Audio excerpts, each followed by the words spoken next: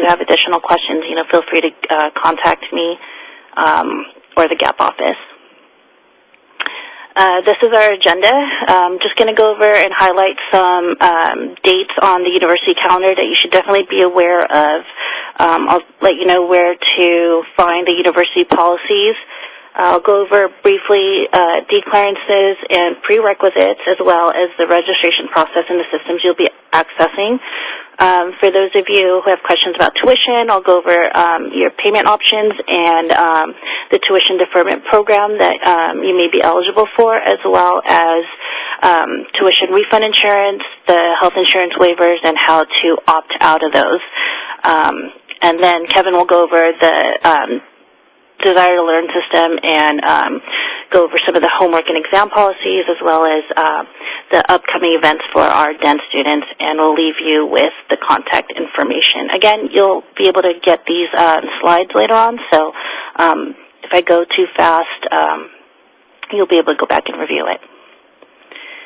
These are contact information for some of the key folks that you'll be working with during your program at DEN. There's more than 40 staff working at the Office of Graduate and Professional Programs, which you will commonly be referred to as the GAP office. So these individuals here, as well as my contact information, my email and phone number, is there on your screen. So these are the folks that you're going to be contacting throughout your program. For Master Student Service, there's three of us, including Ben Tran, who's an Associate Dean for Master Services. The Senior Programs Advisor is Nora Sandoval. I'm the Academic Programs Advisor, and Yadi Wang is the International Programs Advisor. You'll mostly be in contact with me, but you may find yourself in contact with also Nora and Yadi, but for the most part, I'll be your main contact for Student Services. The university calendar for fall 2016, the first day of the fall semester will be August 22nd. Please mark this date on your calendar, September 9th. That is the last day to drop a class without a mark of W. W meaning a withdraw on your record.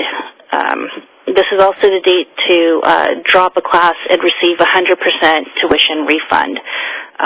So make sure that you mark September 9th on your calendar. That's 3 weeks into the semester. That's the last day to register and add classes, as well as changing enrollment options. But in your case, that's not something that really applies. But in terms of also the tuition refund insurance that I will go over it later in this presentation, September 9th is the last day to opt in or out of that, as well as showing proof of health insurance, which relates to the health insurance waiver. So September 9th is a really important date, so be sure to mark your calendar. Other dates to be aware of, October 7th is the last day to drop a class without a mark of W. So you still have an opportunity to drop a class without having that mark of withdraw on your transcript. However,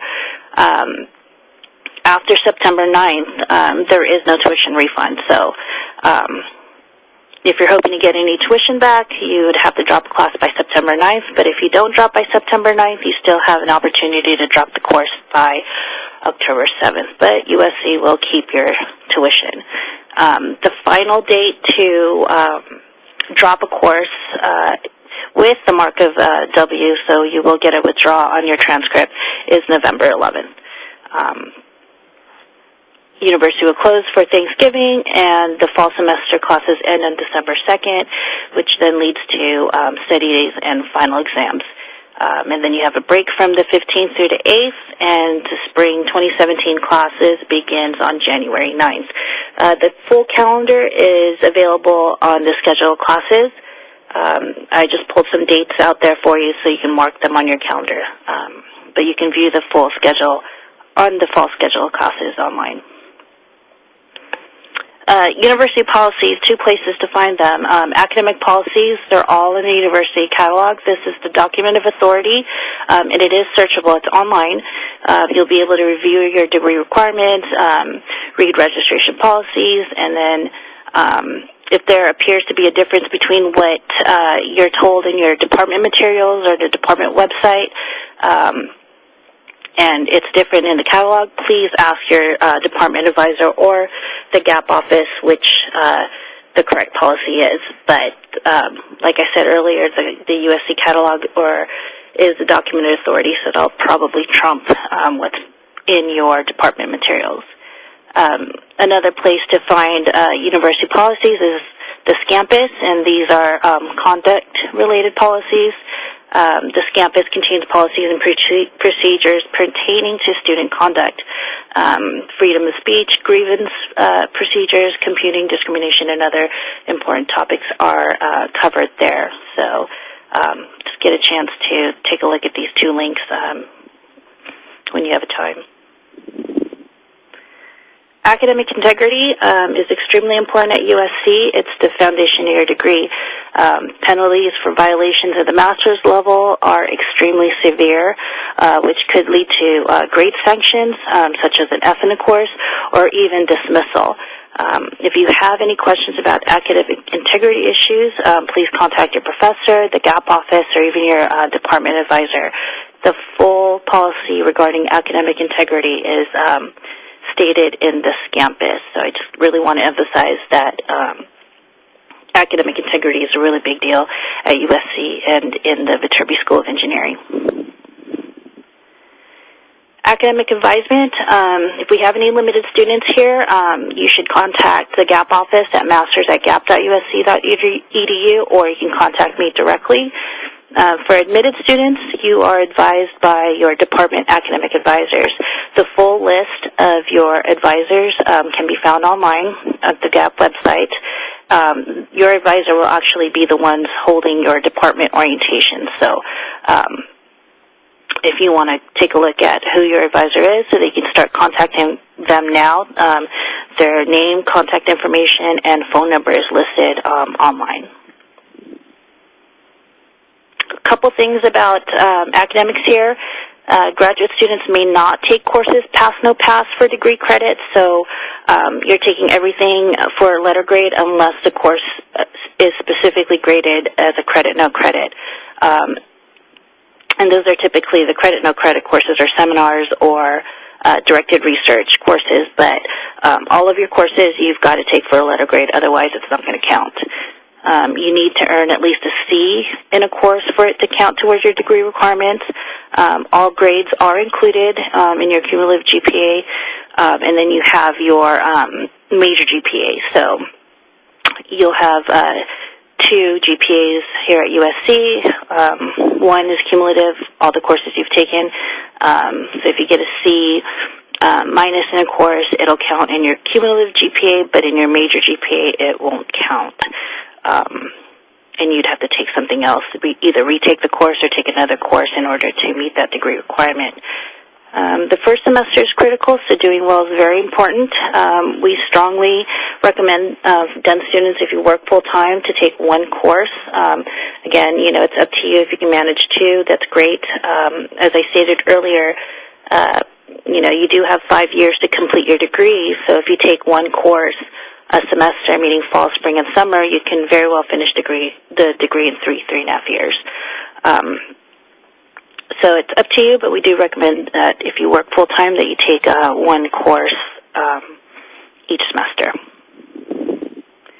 Prerequisites and the prerequisite waivers. Waivers of prerequisites vary by department. For example, the EE department requires a placement exam to waive prerequisites. So if you've taken a course in EE that is prerequisite for a course that you want to take now that you took at an undergrad, EE will want you to take the placement exam rather than waive it based on the course that you took in undergrad. I don't know of any other department that has a placement exam other than EE, so for those of you that are doing your degree in EE, you'll want to check with your graduate advisor.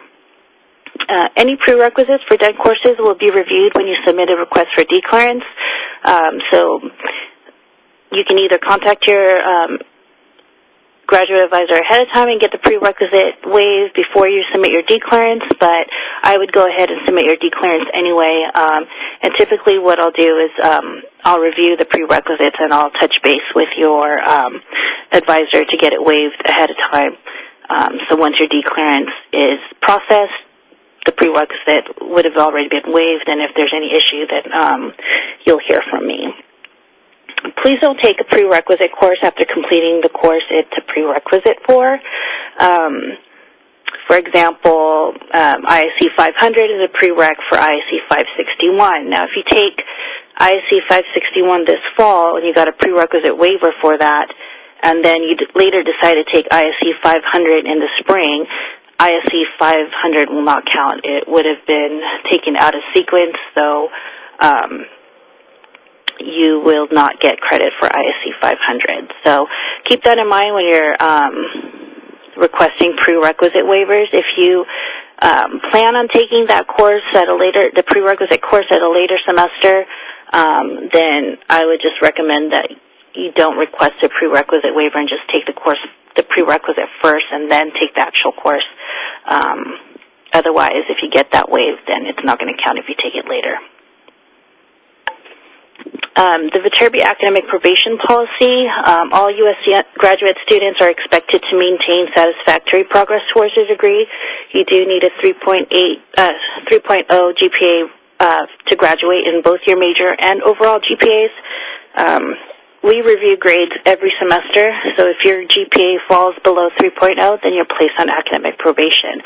The complete policy for academic probation is on the GAP website, so please familiarize yourself with it. We do, like I said, review grades every fall and spring, so if you do fall below 3.0, then you'll be notified by us.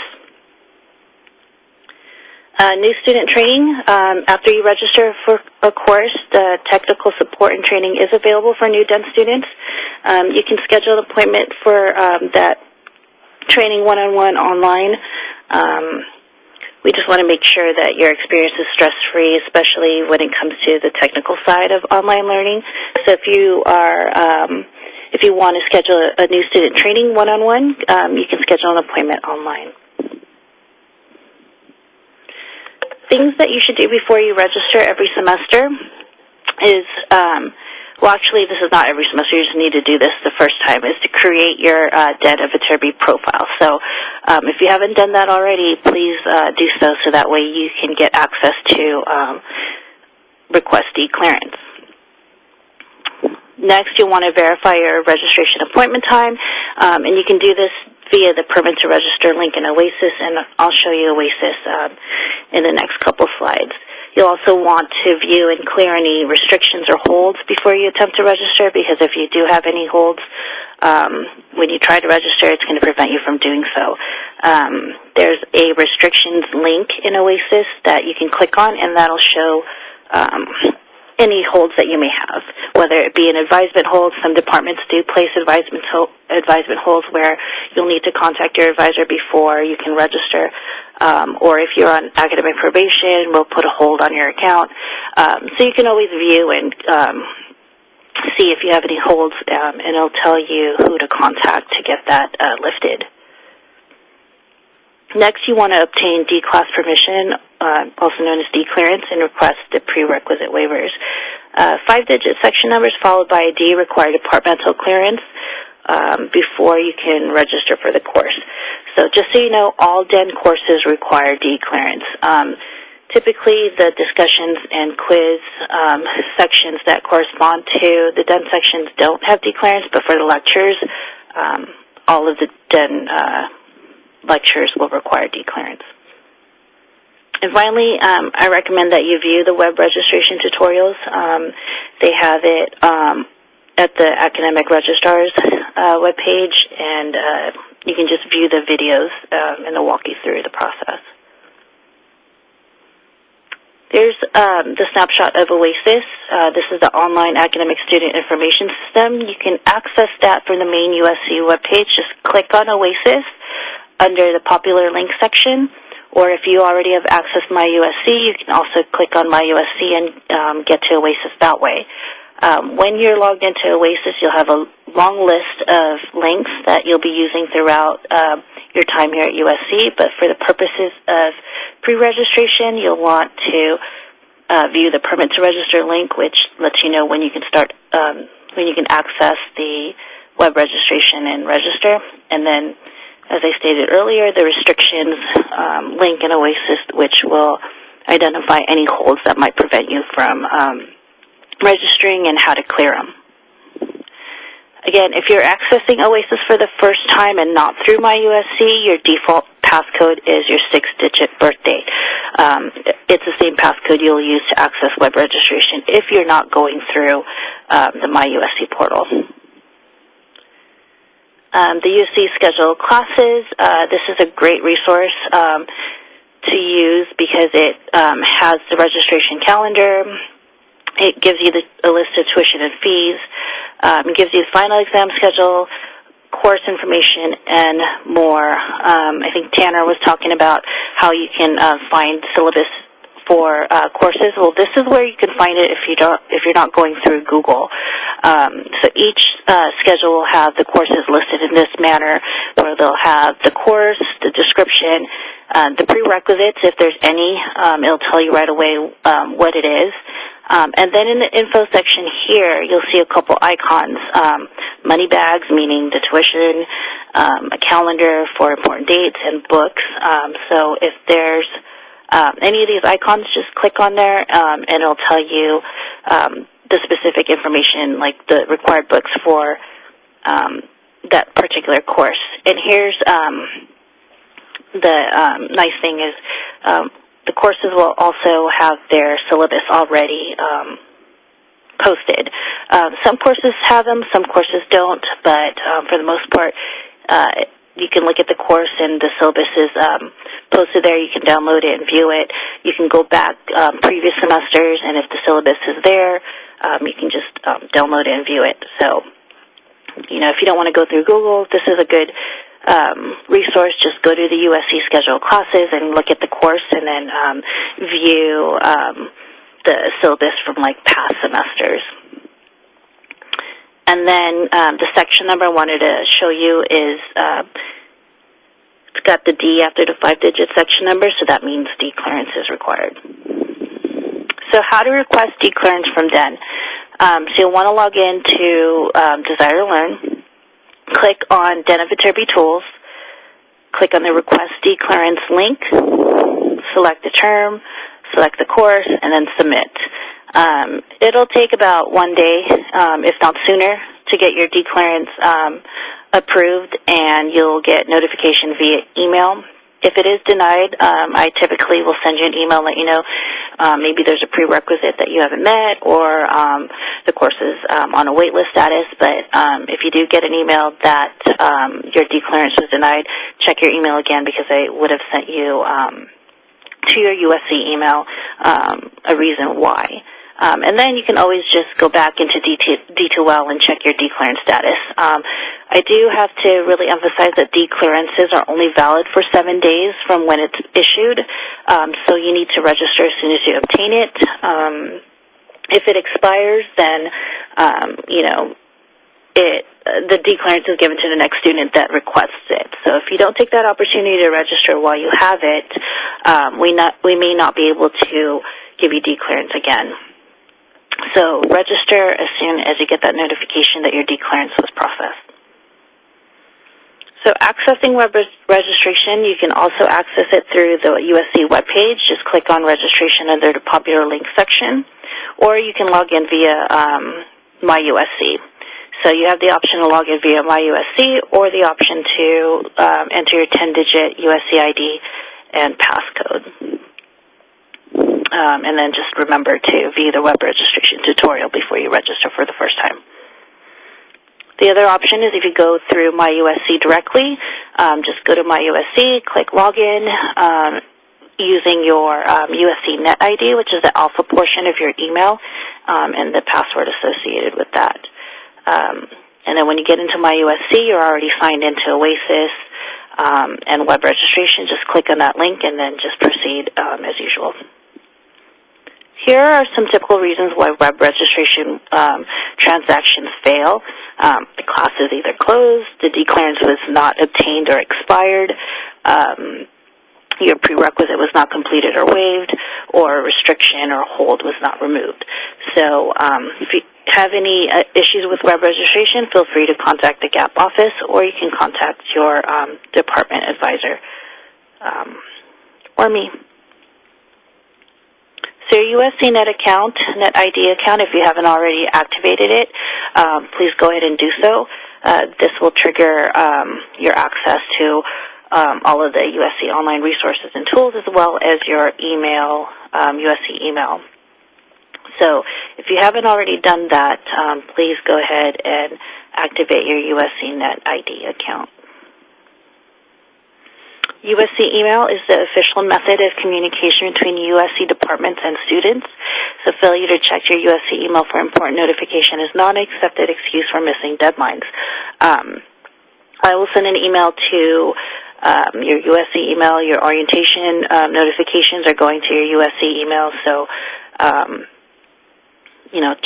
check that USC email. If you do have another email that you check regularly, you can set it up so you can forward that USC email to that account, and then just create filters for unwanted emails. But like I said, if a department or an office sent you the email to your USC email address and you never saw it, the fact that they sent it, it's considered you were notified. Limited status students, your email accounts will be created within 2 weeks after the start of the term. If you're registered, registration is required for limited status students in order for an email account to be created.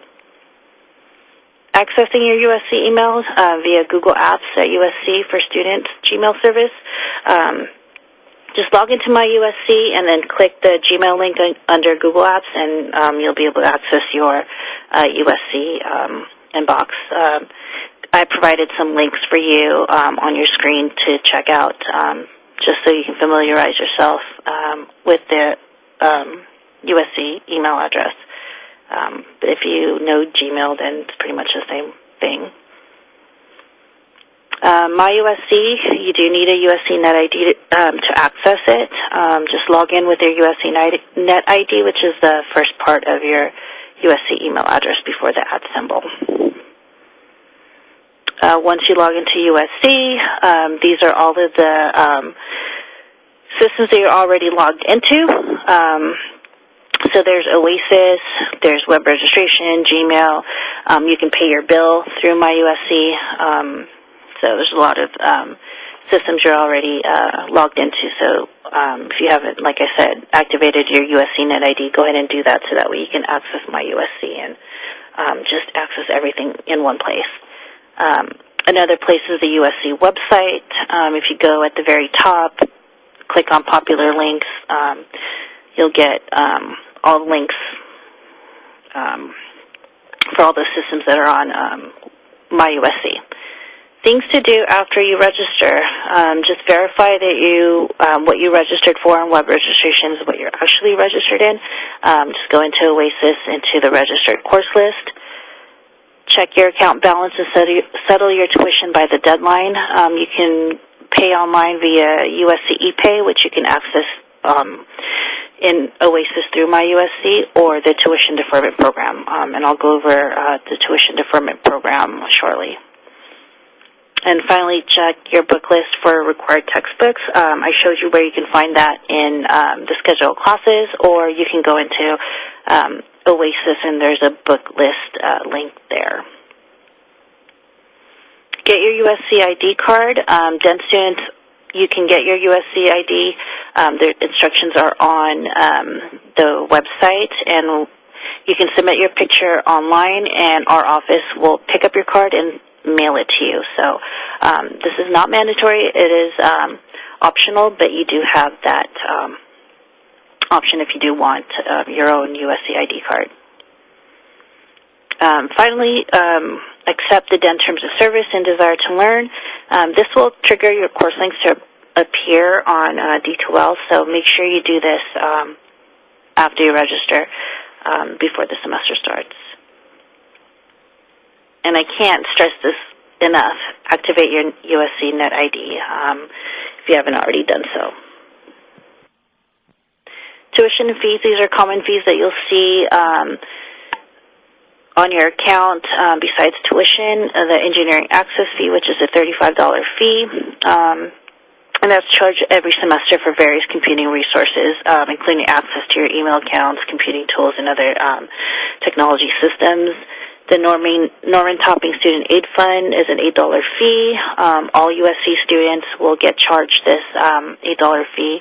And then your exam proctoring fee for those of you that are not in the local LA, Orange, or Ventura counties, because USC exams must be proctored for those of you that are outside of those areas, then arranges for off-campus students to take their exams at certified testing centers. These centers may charge a fee ranging from $25 to $50 for their service, so just keep that in mind that you may have that fee when your exams come up. The centers require payment at the time the service is rendered, so you're not going to see this on your tuition bill. Tuition payment options, you can pay through USC ePay, which is the online payment system. You can access through Oasis or MyUSC. There is the DEN Tuition Deferment Program, and that was established to assist students with the upfront payment of tuition and mandatory fees for students working at companies who reimburse students at the end of the semester. So you can apply for that online.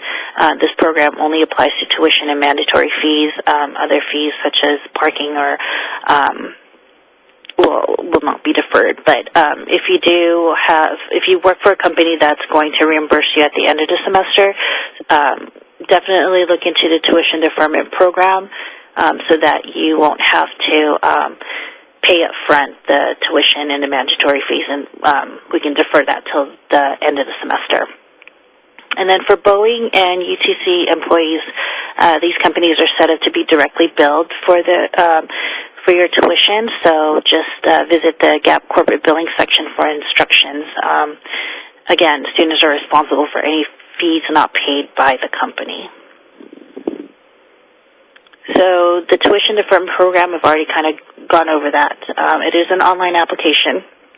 You'll need to submit a promissory note, obtain an authorization letter from your company, and there is a non-refundable $30 processing fee. The tuition deferment will not be accepted after September 9th. So, again, there's that September 9th deadline. Tuition refund insurance is an optional insurance that students can purchase for a small fee during the fall, spring, and summer terms. It provides a refund of tuition and fees to a student who must withdraw from all classes due to an illness or accidental injury. By default, at the time you register, web registration will enroll you in tuition refund insurance. So you can opt out to purchase or to decline the tuition refund insurance up until the end of week 3, which is that September 9th deadline for fall. So how you opt out of it is you go into web registration, click on the MyTRR tab, click No, you don't want the tuition refund insurance, and then just update. So similarly, if you opted out of it and then you decide you want the tuition refund insurance, then just go back into the same area and opt in. Health insurance, USC requires that all students have supplemental health insurance. So you're automatically enrolled in the health insurance plan if you're taking 6 or more units. If you already have an insurance plan, you may be eligible to waive enrollment in the plan by providing proof of comparable coverage. The enrollment may only be waived if you have documented proof of coverage from another plan that you will present to the health insurance office. The health insurance waiver is online, so there's the website. And again, there's that September 9th deadline date. So if you have your own health insurance and you need to waive the fee, if you're charged a fee, then you'll want to do that before September 9th. So now I'm going to pass it over to Kevin, we'll go over the technical stuff related to Den of Viterbi. Thanks, Patty. Just to keep this orientation seamless, I'm going to ask you to go ahead and keep sharing your screen, and I'll just cue you when the next slide is up, okay? All right, so I'm here to talk about the technical support aspect of Den of Viterbi here. Go ahead and hit the next slide. We have a full-time staff for our technical support center. If you're on campus, go to our Olin Hall of Engineering quad. They're located in 142. Say hi. You can always email them. They're really good at checking emails. That's our email address there, and the phone number as well. The services pretty much have to do anything related to your experience on your learning environment, which is called Desire to Learn. So we provide technical support training for that as well. So this is the login page for Desire to Learn. A lot of you guys have already logged into the system. You can create a profile if you haven't done that yet, and if you click that link, it'll walk you through that process. So go ahead. And I'm not going to discuss every single graphic that we see here because we're going to go into detail if you sign up for our training, and I'll talk about that in a few slides. But after you log in, this is what your home page is going to look like. We have different areas of the course page here. You have a notification bar at the top, a navigation bar kind of near the top underneath of that, and that kind of gets you around the whole course page.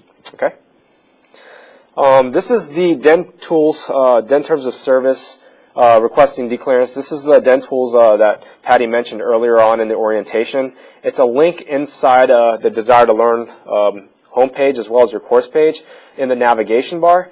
All you have to do is request the Den Terms of Service. You read the Den Terms of Service and you accept it one time only. Once that's accepted, you don't have to do that anymore. Every time it's time to register for semesters, classes that are coming up, for example, in the middle of the fall semester, you may get an email from USC saying, hey, this is your registration date and time for your spring semester in 2017. You'll have to go to here first in the Den Tools section, request your declarance for the classes that you're supposed to take, and then you have 7 days to register online with the university system. Next. And this is how you can access your actual course page once you hop into Desire to Learn. There's two different areas to do that, both in the mini bar at the very top, as well as the My Courses widget here. We are going to be discussing this more in detail if you sign up for an exclusive one-on-one virtual training session. And throughout the next couple of slides, we're actually going to be linking this so you can actually sign up for this one-on-one training. The training lasts anywhere from 20 minutes to 1 hour, depending on the pace that you prefer. This is what a typical course page looks like. We break down all of the content areas into what's called modules, and a lot of these are weekly-based modules. Some of the classes that we're actually working hands-on with are going to be replacing weekly modules with subject-based modules as well. So that's what everything looks like there in your course page. Once the classes are up live, you can actually watch them as a Den student. So this is one of the tools that I said before that you guys have that on-campus students don't have. So not only can you watch the classes later, you can actually watch them live from the comfort of your own home or your office, where the on-campus students are expected to actually come inside their classroom to watch. Once the classes are finished, you have the option to watch an archived stream where you can actually download it, and we go through all of those different options, from watching it on a desktop to watching it on your smartphone or a tablet to downloading it in that one-on-one training session.